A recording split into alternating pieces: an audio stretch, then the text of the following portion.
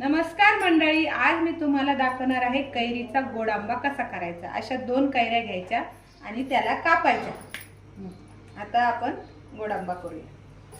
पहिले आपण गॅस पेटवूया। गॅसवर कढई ठेवूया। आता ही कढई तापलेली आहे, त्याच्यात 1 ते 1.5 पळी तेल घालायचं। जिरं मोहरी घालायचं। जिरं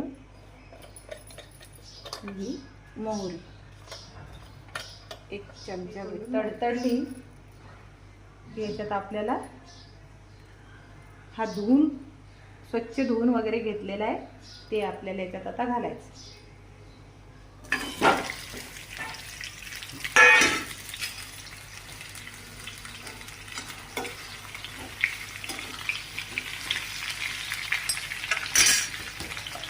आता याच्यात आपल्याला 1 चमच्यावरून तिखट घालायचं,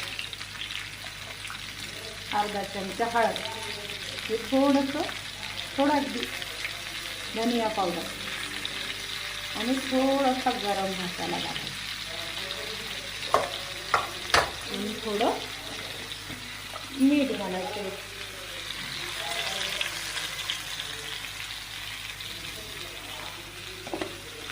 याला चांगलं हलवून घ्यायचं। आता आपल्याला घालायची आता साखर, 2 वाट्या साखर घालायची। मग आपल्याला घालायचं याच्यात पाणी आणि याच्यावर आता झाकण ठेवून 15-20 मिनिटं शिजू द्यायचे। हे बघा, आता आपले 15 ते 20 मिनिटं झालेले आहे। आपला गोड आंबा शिजून तयार आहे। त्याच्यात थोडासा रसा राहू द्यायचा। रसा चपाती बरोबर आणि भाताबरोबर सुद्धा खूप टेस्टी लागतो। आपला गोड आंबा खाण्यासाठी तयार आहे। दिसायला सुंदर आणि खायला चविष्ट। करून बघा, खाऊन बघा आणि माझ्या चॅनलला लाईक आणि सबस्क्राईब करायला विसरू नका। धन्यवाद मंडळी।